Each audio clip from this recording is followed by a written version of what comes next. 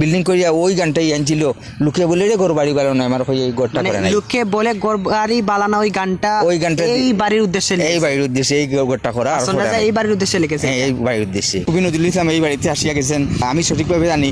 কবি নজরুল এখানে একলিমদার সাহেবের সাথে আসা যাওয়া করছেন, অনেক বন্ধুত্ব আছিল। আসসালামু আলাইকুম। এখন আছি সিলেট বিশ্বনাথ রামপাশা হাসন রাজার পুরাতন বাসায়। আপনারা হাসন রাজাকে সবাই চিনেন। আমি একটা কাজে আসছিলাম সিলেটে, আসার পরে শুনতে পারলাম যে আমার আশেপাশেই হাসন রাজার সেই পুরাতন বাড়িগুলো। আপনারা হাসন রাজাকে অনেক মানুষে চিনেন না এমন কোনো মানুষ আমার মনে হয় না নাই। উনি একজন জ্ঞানী গুণী মানুষ, অনেক নামকরা মানুষ ছিলেন। তো এখানে আসছি, আসার পরে এখানে স্থানীয় একজন আঙ্কেল, ওনার সাথে আপনাদেরকে কয়েকটা প্রশ্ন করবো। আঙ্কেল আসসালামু আলাইকুম। আপনি কেমন আছেন? আলহামদুলিল্লাহ ভালো আছি, আপনারা ভালো আছেন? আলহামদুলিল্লাহ আমরাও ভালো আছি। আমরা আসছি মৌলভীবাজার থেকে, একটা কাজে আসছিলাম। এখানে জানতে পারলাম যে এটা হাসন রাজার বাসা। তো আপনাকে ওনার সম্পর্কে কয়েকটা প্রশ্ন করব, আপনি যদি উত্তর দিতেন। অবশ্যই। এটা ফেসবুকে আপলোড হবে, আপনার কোনো সমস্যা হবে? কোনো সমস্যা নাই। আচ্ছা, উনি এখানে আগে কি থাকতেন এই জায়গায়? এটা কি শিওর যে হাসন রাজার বাসা? হাসন রাজার বাসা ওইটা, বাসাটা ওইটা, এইটা মানে বাঙ্গা বাড়ি করছে, একটা বিল্ডিং করছিল, বিল্ডিং করিয়া ওই গানটাই আনছিল, লোকে বলে রে ঘর বাড়ি বানানো আমার হয়ে এই ঘরটা করে নাই। লোকে বলে ঘর বাড়ি বানানো ওই গানটা এই বাড়ির উদ্দেশ্যে, এই বাড়ির উদ্দেশ্যে এই ঘরটা করা, হাসন রাজা এই বাড়ির উদ্দেশ্যে লিখেছে। হ্যাঁ, এই বাড়ির উদ্দেশ্যে। আচ্ছা, তাহলে এটা জানতে পারলাম। যেহেতু সোশ্যাল মিডিয়া আমরা চালাই, সেহেতু গানগুলো আমরা অনেকের কানে আসছে যে লোকে বলে ঘর বাড়ি বালো না আমার, এই গান না, এই গানটা এই বাড়ির উদ্দেশ্যে লেখা হয়েছে। এই বাড়ির উদ্দেশ্যে এইটা করি আর করে নাই, এই আর তো করে নাই না। আর এই যে বাড়িটা ওই তো ঘরটা। ওনার ভালো দিকের মধ্যে কি কি পড়ে? ভালো দিক অনেক দিক ওনার ভালো ছিল। যেমন ওনার ভালো কয়েকটা জিনিস, ভালো কয়েকটি জিনিস উনা মানে কুড়া শিকার করতেন। আমি শুনতে পারলাম যে এখানে আইসা যে এতিম গরিব মানুষদেরকে বছরে বছরে ওনার পরিবারের পক্ষ থেকে দান করা হয়, অবশ্যই দেওয়া হয়, মাংস দেওয়া হয়। এটা কি সত্যি? হ্যাঁ, দেওয়া হয়। হ্যাঁ, দেওয়া হয়। তাহলে উনি এই যে এখানে একটা মাদ্রাসা আছে, শুনতে পারলাম যে এই মাদ্রাসাটা নাকি হাসন রাজার জায়গাতে। আচ্ছা, এইটা কতটুকু সত্যি? ওইটা তাদের জায়গাতে ঠিক আছে, তবু তার ওরা অফ করিয়া দিয়া দিচ্ছে আমাদের গ্রামের নামে। এই মাদ্রাসা মসজিদ, মাদ্রাসা মসজিদের জায়গাটা উনি লিখে দিয়েছেন গ্রামের নামে, গ্রামের মসজিদে দিয়ে দিয়েছে। আবার আমি শুনতে পাচ্ছি যে এখানে অনেক গরিব মানুষ আছে যাদেরকে জায়গা উনি ফ্রিতে দিয়ে দিচ্ছেন। ফ্রি জায়গা কিছু কিছু মানুষ আছে তাদেরকে দিয়ে দিচ্ছে, কিছু জায়গা দিয়ে দিচ্ছে। উনার নাকি প্রচুর সম্পদ ছিল। প্রচুর সম্পদ। কোন কোন জায়গা? সিলেট জল্লারপাড়া আছে, জিন্দাবাজার আছে, ওদের বাসা আছে, আরো বাংলাদেশ ব্যাংক আছে। সিলেটের মধ্যে তাদের বেশি আছে। এখানে কি উনার এখন কেউ থাকে বর্তমানে? ওদের কেউ নাই, আত্মীয় স্বজন কেউ নাই। মানে অপর মানুষ যারা বাসা বাড়ি থাকতো তাদের, ওরা কিছু আছে, মানে ওই যে বাড়ি আশপাশ বাড়িতে আছে। আর যাই হোক, অনেক কিছু জানতে পারলাম।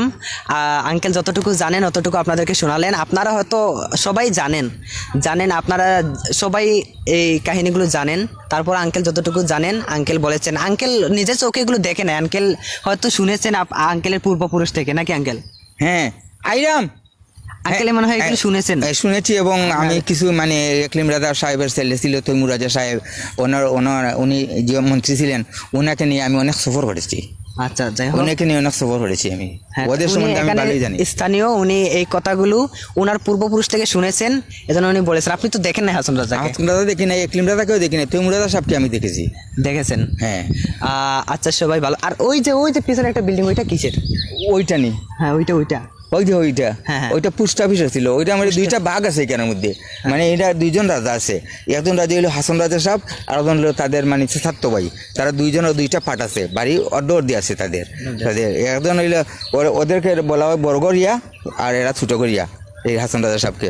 তো ওরা দুইটা বাঘ আছে এই বাড়ির মধ্যে, দুই ভাগের বিভক্ত আছে তারা, দুই পুরো ফ্যামিলি আছে। তাহলে ওইটা থেকে শুনতে পেলাম যে খাজনা এগুলো নেওয়া হয়, এখান থেকে খাজনা নিত এক সময় নিত। হ্যাঁ, এখন তো মানে বন্ধ হয়ে গেছে ওইটা, মানে তহসিল অফিস হয়ে গেছে। মানুষও নেই, মানুষের জায়গা পড়ে আছে, মানুষ নেই। হ্যাঁ, আসলে মানুষ নেই, মানুষের স্মৃতি হাজার হাজার বছর পরে থাকে। আরেকটি কথা আমার হাসন রাজা সম্বন্ধে বলতে হয়। হ্যাঁ, বলেন। আমার ভালোভাবে এই জিনিসটা জানি। হাসন রাজা একসময় কুড়া শিকারে গিয়েছিলেন, একজন মহিলা বলছিল ওই কুড়াটা আমার হাসন রাজা সাহেব শিকার করবে, কাউকে শিকার করতে দেয় নাই। তারপর হাসন রাজা সাহেব গেছে এই কুড়া শিকার করতে গিয়ে, এই কুড়াটা যে সময় শিকার করছে, শিকার করার পরে তখন এই মহিলাটা বলছিল যে তুমি শ্বাস প্রশ্বাস না ছাড়িয়া যতটুকু কথা হইবে অতটুকু কথা আমি পালন করবো।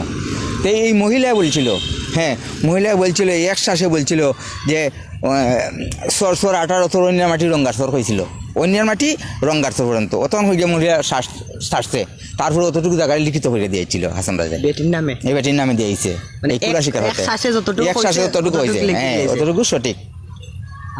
বাহ, এই বড় এরকম যাত্রা ছিল, বড় ঐতিহ্য আজীবন পড়া থাকবে। কারণ উনি একজন দার্শনিক, উনি একজন কবি নজরুল ইসলাম, যেভাবে কবি নজরুল ইসলাম এই বাড়িতে আসিয়া গেছেন, আমি সঠিকভাবে জানি কবি নজরুল এখানে কিমরাদার সাহেবের সাথে আসা যাওয়া করছেন, অনেক বন্ধুত্ব ছিল।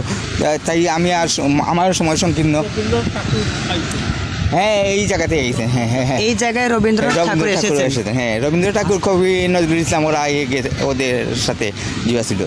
যাই হোক, আঙ্কেলেরও তারা আছে, আমাদেরকে একটু তারা আছে। সবাই ভালো থাকবেন, সুস্থ থাকবেন, আসসালামু আলাইকুম।